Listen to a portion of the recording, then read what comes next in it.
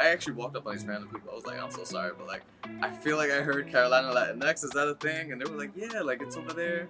And then they told me it was in the hall. I walked all the way over there right after that.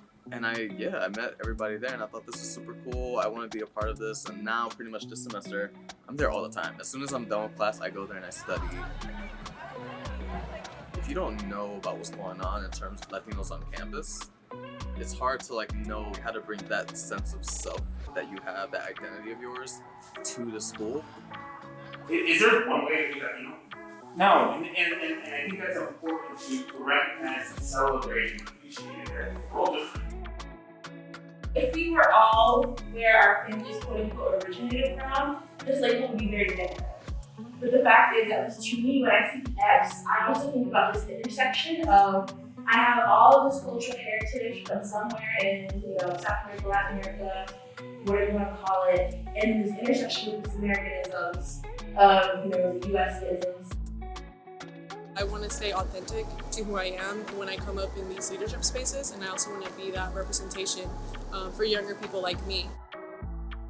Being a leader is important to me as a Latinx student, one, because we're not very well represented in spaces where they're actually leaders. So I think coming to these spaces and learning how to be a leader through your Latinidad is very important. This is our first Leader Institute, so we are excited to learn together, and work together, and grow together. I come from a small conservative city. Standing up for those that can't really use their voice has always been of great importance to me. And coming to Carolina, it's a predominantly white institution. It's a great start into bigger leadership positions that can actually make a difference. When I was 12 years old, I crossed the border between Mexico and the United States. And in 2012, 10 years later, I qualified for DACA. So today, I'm a DACA recipient, and I'm a graduate of the University of Central Florida. Trump revokes the DACA Act, which is really, really scary for a lot of people. Someone here wrote down Mexico beats Germany in the World Cup. That's really big. Somebody realized that there was a lack of Latinos at UNC. I'm sorry for the people before. I never really thought, all right, my culture, how important that is to me and the community I want to work within. How do I bring that to the table? It's something I never really considered. Whereas here at the Carolina Latinx Center, there's all of these different orgs that their main mission is to help the Latino community. So in that way, you can say, all right, so how do I bring my, how I grew up with my parents and my culture and the food I've eaten and the conversations we've had, how do I bring that to the table?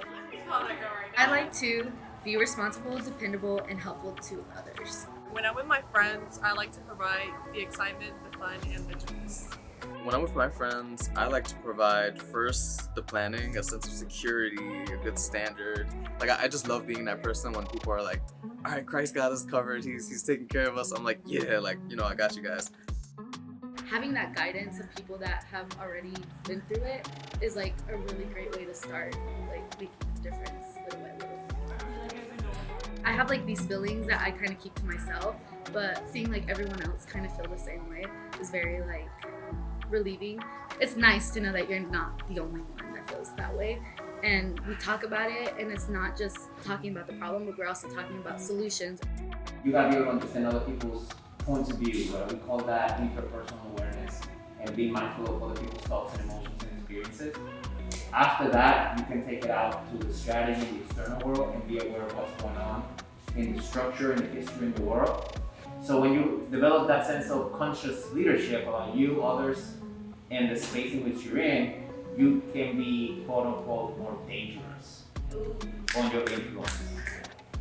Please go tap somebody who made you laugh today. At times it's difficult to find Latinx opportunities on campus. So seeing that, I think for me it was just take the opportunity to do something or be in a space where it's something that you haven't had.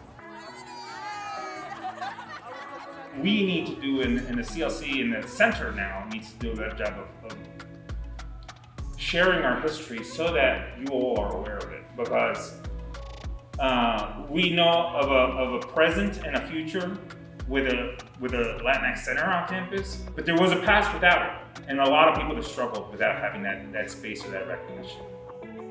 what would we want to see on this campus? Or what are things that we want to like better ourselves in?